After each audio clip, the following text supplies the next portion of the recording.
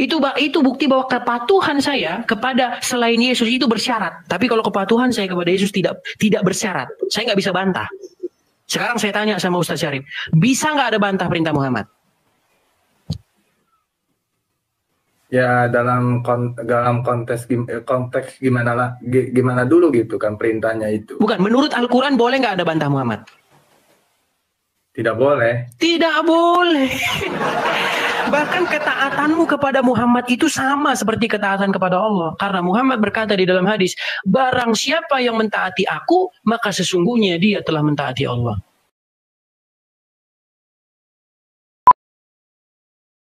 Jadi itu ya teman-teman ya, teman-teman sekalian. Jadi memang sangat sulit menerima kenyataan. Ya, sekali lagi ya saya promosi di tengah-tengah acara ya. Yang mau nonton diskusi-diskusi ini ya, lengkap video-video lengkapnya silakan mampir ke Edis TV di YouTube. Di mana itu Edis TV YouTube? Klik profil TikTok ini, profilnya, klik, kemudian lihat di situ ada logo YouTube, klik di situ, masuk langsung ke YouTube-nya Edis TV.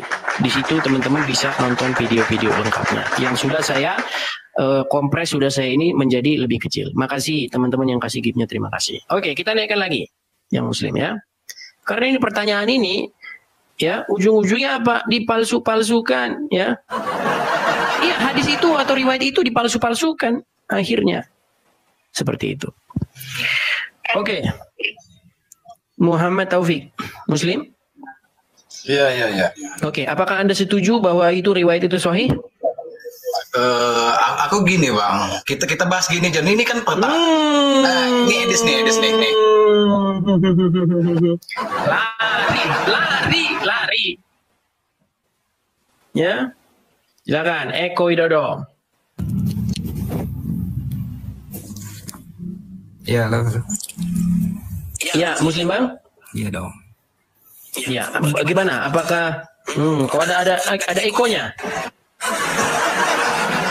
Coba ekonya diberesin dulu. Eko Widodo. Ada apa? Ekonya diberesin dulu. Ada eko. Maksudnya bukan eko nama, eko ini. Tahu nggak eko ini? Gemak. Coba diberesin dulu ya. Di saya. Suaranya eko itu. Gemak. Bukan eko nama loh. Eko maksudnya menggema itu.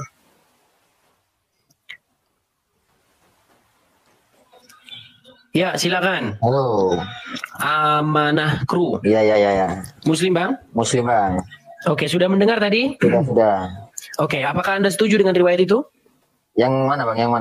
Yang darah Muhammad diminum? Itu palsu bang. Nah ini. Kalau udah begini udah selesai kita bang. Karena apa? Karena jurus sebentar bang. Jurus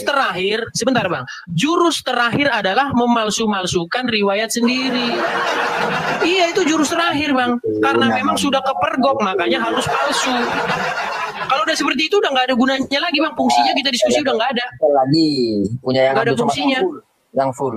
Jangan yang cuplik-cuplikan bang. Kok cuplikan? Ini yang Bahar bin Smith ada, yang Abdul Somad ada. Oke, kita putar lagi ya. Kita putar lagi nih. Disangkanya saya ini bohong-bohong saya. Kita dengarkan. Saya pernah dengar cerita tentang sahabat yang meminum darah Nabi SAW. Sedangkan dalam Al-Quran minum darah itu dilarang. Darah itu haram. Ini khususnya. Nama kitabnya Mafahim Yajib Antusahah. Ketika Nabi menyuruh sahabat membuang darah bekas muka. Hijamah. Nabi darah, pergi buang sana. Begitu dia ke belakang, bukan dibuang, ya diminum dari darah Nabi. Nabi bilang, mana darah? Kau minum. Kata Nabi SAW, orang yang darahnya bercampur dengan darahku, haram disentuh api neraka. Darah Nabi SAW, darah kawan antumnya, antum minum. Neraka bulan. Bekas air minum Nabi, nama minum tempat minum air bah. Ketika Nabi meninggal, kata Asma diambilnya tempat minum Nabi itu, asal anaknya gemar, diisinya air ke tempat air minum Nabi itu, bekas mulut Nabi itu dituangnya, diminumkannya. Untuk apa? Mengambil barokah. Jadi sahabat mengambil barokah. Lalu kemudian Nabi bin Walid, mana peciku? Orang suah, mana peciku? Kata Walid. Walid bin Walid peci berserak-serak di pasar Madinah. Kenapa kau pusing? Bukan pecinya, ada rambut Nabi kusimpan di selipnya. Setiap aku pergi. Jadi mereka mengambil barokah.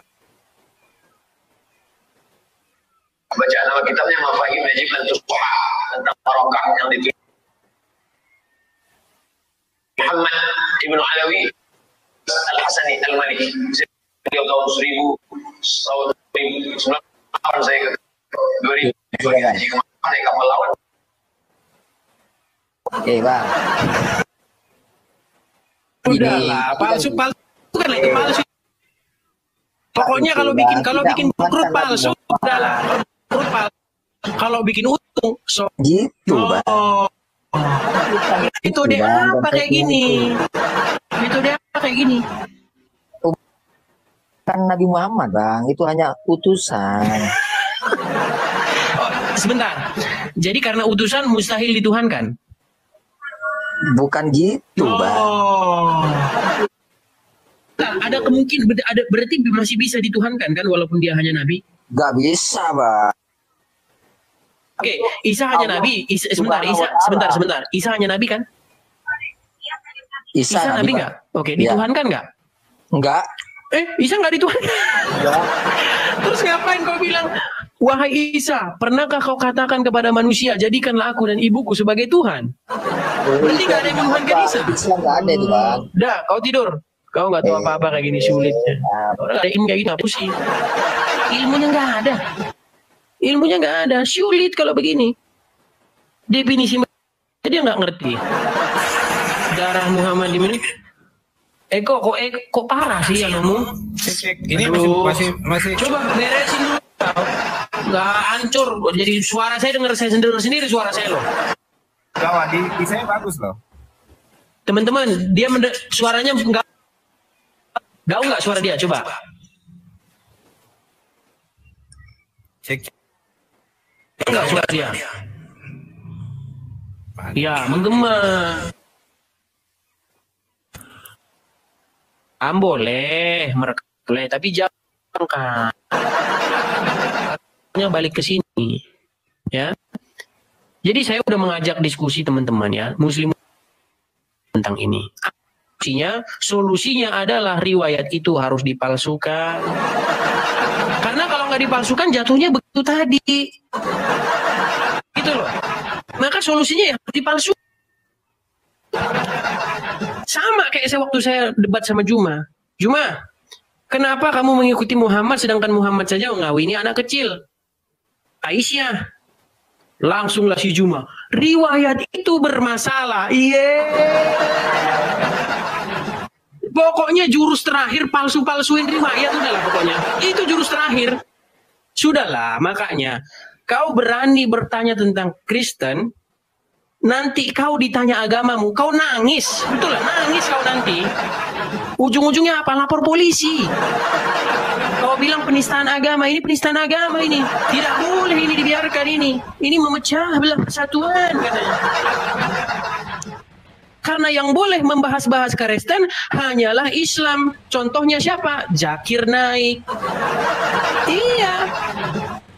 Bahkan disambut orang usaha seperti itu. Dan aku pun gak mau, aku gak bisa bahasa. Nggak. Cuman karena kalian, saya sebagai orang Kristen, ya, senggol-senggol agama kami, kalian bahas kitab kami.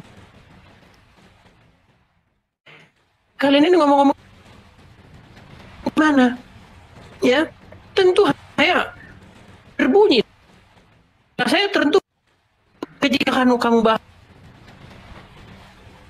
saya sebagai orang Kristen, mereka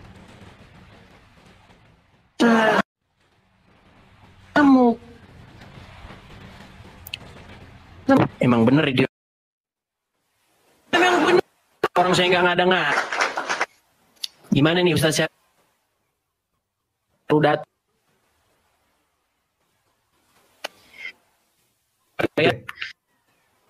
membuktikan apakah pengikut sama. Begini. Itu ya, kami itu menyembah. Jadi kita sebagai ente baru datang.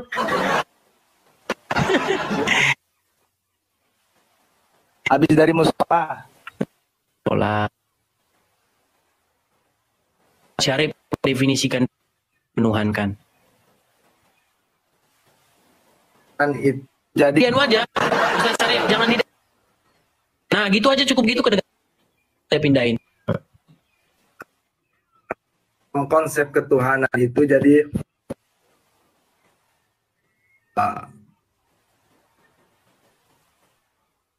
Tidak tanya. Maha Pencipta gitu. Ya. Stop. Oke, stop. Jadi ada sebuah frase tentang adanya orang-orang yang menjadikan hawa nafsunya sebagai Tuhannya, betul? Afaro'aita manitakhoda ilahahu hawahu. Iya. Ya. Oke, ada orang yang menjadikan hawa nafsunya sebagai Tuhan atau menuhankan hawa nafsunya. Sepakat? Oke, coba jelaskan. Ya. Oke, coba jelaskan kegiatan apa yang diperbuat orang-orang tersebut terhadap hawa nafsunya sehingga Al-Quran menyebut mereka adalah orang-orang yang mengambil hawa nafsunya menjadi Tuhan. Ya, jadi gini ya, saya teruskan dulu ya ayat ini ya. Silakan. Lapatnya gitu ya, terusan. Jadi menjadikan hawa nafsunya sebagai Tuhannya dan Allah membiarkannya sesat berdasarkan ilmunya. Jadi berdasarkan ilmunya di sini maksudnya Tuhan membiarkan orang itu sesat karena Allah Subhanahu wa taala telah mengetahui bahwa dia tidak menerima petunjuk-petunjuk yang diberikan kepadanya gitu. Oke. Jadi intinya ada sebuah frase di situ bahwasanya ada sekelompok orang-orang tertentu yang menjadikan hawa nafsunya sebagai Tuhannya atau menuhankan hawa nafsunya. Sepakat? Sepakat. Oke. Ya. Makanya saya tanya tadi kepada Ustadz Syarif. Kegiatan apa atau kriteria apa yang diperbuat orang-orang tersebut kepada hawa nafsunya sehingga disebutlah dia mengambil hawa nafsunya itu sebagai Tuhan? Jadi mereka yang menuhankan hawa nafsu itu jadi mengikuti keinginannya gitu. Mantap. Nah, jadi saya bahasakan sederhana gini. Kegiatan menuhankan sesuatu adalah ketika Anda menjadikan sesuatu itu sebagai otoritas tertinggi di dalam hidup Anda, sebagai sesuatu yang kepadanya Anda takluk, patuh, tunduk 100%. Sepakat? Sepakat ya. Jadi, ketika hawa nafsu Anda, ketika Anda takluk, tunduk, patuh kepada hawa nafsu Anda dikontrol, dikuasai oleh hawa nafsu Anda. Di detik yang sama itulah Anda disebut menjadikan hawa nafsu Anda sebagai Tuhan Anda. Sepakat? Sepakat. Mantap. Nah, ini baru keren. Pertanyaan saya sekarang. Sebagai seorang muslim, sepatutnya Anda takluk, patuh, tunduk 100% kepada hawa nafsu atau kepada Allah? Tunduk patuh kepada Allah, Bang. Kepada Allah. Sebentar. Ketika Anda tunduk, patuh 100% ya kepada Allah, maka di saat itulah Anda menjadikan Allah sebagai Tuhan Anda. Ketika Anda tunduk, takluk, patuh kepada hawa nafsu, di saat itulah Anda menjadikan hawa nafsu sebagai Tuhan Anda. Nah, Anda sebagai muslim, Anda sewajibnya Anda menjadikan Allah. Anda patuh, takluk, tunduk kepada Allah, bukan kepada hawa nafsu. Betul? Betul, Bang. Betul. Pertanyaan saya sekarang, Anda patuh secara 100% kepada Muhammad nggak? Patuh. Nah, berarti Anda menuhankan Muhammad nggak? Berarti Muhammad harus Anda tuhankan juga nggak? Enggak. Nah, ini sulit. Oke, gini aja. Saya bahasakan sederhana ya. Ketika Anda patuh kepada apapun yang hawa nafsu Anda perintahkan kepada Anda, berarti Anda menuhankan hawa nafsu. Sepakat? Sepakat ya. Oke, ketika Anda patuh 100% kepada apapun yang diperintahkan iblis kepada Anda, berarti iblis sudah Anda tuhankan, sudah Anda jadikan Tuhan, betul? Betul. Sekarang Muhammad, ketika Anda patuh 100% kepada apapun yang Muhammad perintahkan, berarti Anda menuhankan Muhammad. Yaitu tidak kan, ini makanya saya bilang pokoknya standar ganda. Ini standar ganda. Bang, kami orang Kristen bang, kami ngaku bang, saya Edis TV mengakui bahwa saya menuhankan Yesus. Saya menjadikan Yesus sebagai Tuhan dan Juru Selamat saya. Karena apa? Karena Yesus adalah otoritas di dalam hidup saya. Saya harus melakukan patuh takluk tunduk kepada apapun yang Yesus katakan kepada saya. Yesus suruh saya lompat, saya lompat. Yesus suruh saya belok kanan, saya belok kanan. Yesus suruh saya belok kiri, saya belok kiri.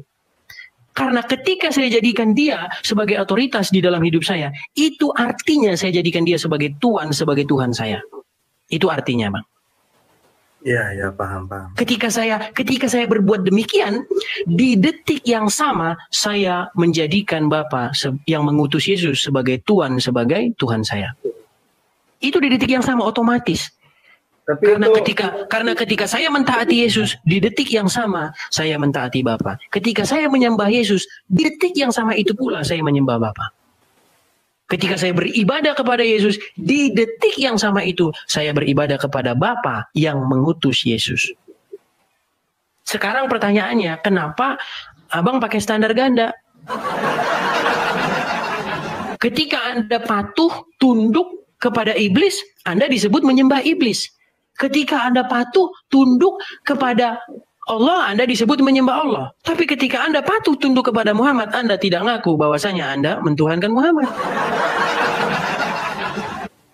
Lalu ada yang ngomong, terus patuh kepada orang tua, berarti menyembah orang tua dong. Iya. Sekarang saya tanya. Sebentar Ustaz Syarif. Ya. Apa benar Anda patuh tunduk takluk kepada orang tua Anda? Kalau Anda patuh takluk tunduk kepada orang tua Anda, apapun yang orang tua Anda omong, Anda harus turut. Saya kasih contoh. Ketika orang tua Anda, Ustaz Syarif, menyuruh Anda menceraikan istri, apakah Anda mau taati? Ya. Tidak, itu bukti bahwa Anda tidak patuh takluk kepada orang tua. Itu buktinya, jadi jangan bohong. Anda patuh takluk kepada orang tua, bohong Anda. Anda patuh kepada guru di sekolah, bohong. Ketika guru Anda ngomong, jilat pantat saya, apa Anda mau? Tidak mau, itu bukti bahwa Anda tidak patuh kepada guru. Secara 100%. Tetapi, ketika Allah yang ngomong, bisa Anda bantah? Berani Anda bantah? Kalau perintahnya baik, saya mungkin nggak bantah gitu. Tapi kalau makanya saya bilang beda bang, beda. Ketika kita taat kepada bos, kita taat kepada orang tua, kita taat kepada guru, kita taat kepada majikan, bersyarat. Kita taatnya bersyarat. Itu tanda bahwa kita mentaati mereka itu bersyarat. Sekarang saya tanya sama Ustadz Syarif, ketika ketaatan Anda kepada Allah bersyarat nggak? Anda boleh nggak membantah perintah Allah? Tidak boleh. Tidak boleh. Sama seperti saya nggak boleh bantah perintah Yesus. Tapi saya bisa bantah perintah orang tua saya. Ketika orang tua saya memerintahkan, kesini, saya bisa bantah. Jual rumahmu, saya bisa bantah. Saya bisa bantah. Itu bukti bahwa kepatuhan saya kepada selain Yesus itu bersyarat. Tapi kalau kepatuhan saya kepada Yesus tidak bersyarat, saya nggak bisa bantah. Sekarang saya tanya sama Ustaz Syarif, bisa nggak ada bantah perintah Muhammad? Ya dalam konteks gimana dulu gitu kan perintahnya itu. Bukan, menurut Al-Quran boleh nggak ada bantah Muhammad? Tidak boleh. Tidak boleh. Bahkan ketaatanmu kepada Muhammad itu sama seperti ketaatan kepada Allah. Karena Muhammad berkata di dalam hadis, barang siapa yang mentaati aku, maka sesungguhnya dia telah mentaati Allah. Pernah dengar hadis itu? Iya. Iya. Quran juga ada. Ati Allah wa ati Rasul. Iya. Iya. Jadi ketaatan Anda kepada Muhammad itu bukan ketaatan Anda seperti kepada orang tua. Berani Anda bantah Muhammad? Nggak berani. Nggak berani. Makanya kalau kita gunakan standar yang sama, ya jujur-jujur aja. Kalau kami Kristen sudah.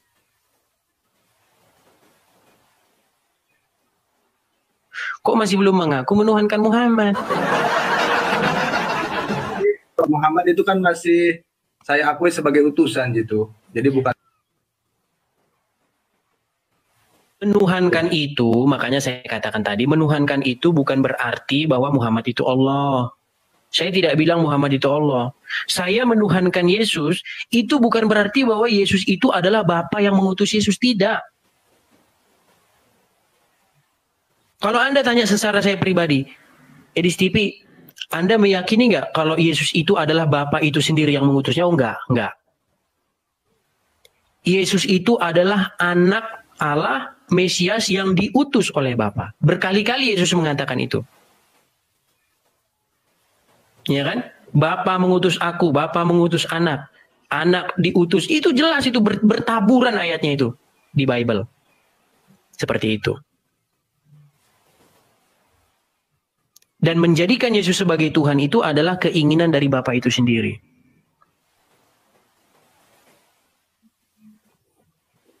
Ya.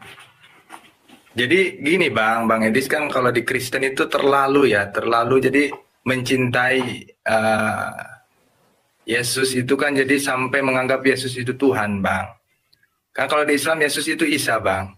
Bang, kita lihat bedanya Bang ya. Kami mencintai Yesus, kami tidak pernah minum air kencing Yesus Bang. Tetapi, Abang pernah dengar cerita bahwa pengikut Muhammad meminum kencingnya Muhammad? Itu kan riwayat, itu kadang masa dipalsu-palsukan. Bang Syarif kan baru bilang, Ustaz Syarif baru bilang. Iya. Orang Kristen mencintai Yesus luar biasa katanya. Lebih luar biasa mana sama orang Islam mencintai Muhammad? Jadi intinya Bang, coba ya. Kami bernyanyi kepada Yesus. Ya, misalnya kami bernyanyi. Misalnya begini. Lagu apa ya gini? Ku mau sepertimu Yesus, disempurnakan selalu. Nah, kami nyanyi kan? Di gereja kami nyanyi. Bernyanyi kepada Yesus, memuji, memuliakan Yesus. Bang, di masjid jujur Ustaz Syarif. Ya. Ada nggak umat muslim nyanyi-nyanyi memuji Muhammad? Ya itu bersolawat. Iya ada Bang, terus apa bedanya? Terus kita ini kok pakai standar ganda gitu loh. Orang Kristen, kenapa kalian memuji-muji, nyanyi-nyanyi untuk Yesus? Kau juga, Abdul. Gimana sih? Ya qasidah juga sama nyanyi-nyanyi. Iya sama aja gitu loh. Masalahnya itu kok Anda nggak ngaku gitu loh. Kalau Anda menuhankan Muhammad gitu loh. Itu masalahnya. Kami menuhankan Yesus tuh kami ngaku, kami bangga gitu loh. Kalian bernyanyi-nyanyi, Ya Rasul salam alaika, Ya Rasul salam alaika. Itu nyanyi-nyanyi, Anda menyanyi-nyanyi, bernyanyi kepada Rasul. Sama Bang. Syair pujian gitu. Terus bedanya apa Bang? Masa kami bernyanyi kepada Yesus dibilang menyembah Yesus, kalian menyanyi kepada Muhammad tapi nggak nyembah Muhammad? Gimana sih Bang? Gitu loh. Terus gimana lagi coba? Meminum darah. Oke, kami pada bulan-bulan tertentu, pada acara-acara tertentu di gereja kami itu ada yang namanya perjamuan kudus, perjamuan suci. Nah, waktu perjamuan suci itu kami dikasih anggur dan dikasih roti. Nah, ketika kami ingin memakan itu, kami mengucap begini, inilah darahku yang ditumpahkan orang bagimu untuk pengampunan dosa. Jadikanlah ini sebagai peringatan akan aku. Jadi kami minum anggur sebagai lambang bahwasanya itu darah Yesus. Dan ketika kami minum itu, artinya darah kami dan darah Yesus itu menyatu. Artinya hidup kami harus hidup sebagaimana Yesus hidup. Ya kan? Nah, sekarang Bang, ya. Ketika kami itu bukan darah betulan ya. Itu anggur yang kami minum. Ya kan? Nah, ketika darah Yesus itu ada di dalam hati di tubuh kami, ibarat kata begitu walaupun bukan darah betulan, ya. Artinya kami itu harus hidup sebagaimana Yesus hidup. Kami harus hidup kudus seperti Yesus hidup. Nah, di dalam ajaran Islam, di dalam riwayat-riwayat tadi Anda sudah dengar. Itu darah betulan, Bang, darah Muhammad betulan yang diminum. Ya bekas bekam. Iya, darah betulan. Kami meminum darah Yesus tapi dalam sebuah umpama, bukan darah betulan. Kalian malah sahabat Muhammad malah meminum darah Muhammad betulan, malahan darah betulan yang diminum. Dan setelah darahnya diminum, haram tubuhnya disentuh api neraka. Iya. Jadi di bagian mana lagi, Bang? Sikap berlebihan gulu mana lagi yang kami perbuat terhadap Yesus yang tidak kalian perbuat? Gitu loh. Udah dulu ya Bang, ntar Oke, kita lanjut lagi. silakan. Lanjut, boleh. Ya, shalom Bang ya. Shalom.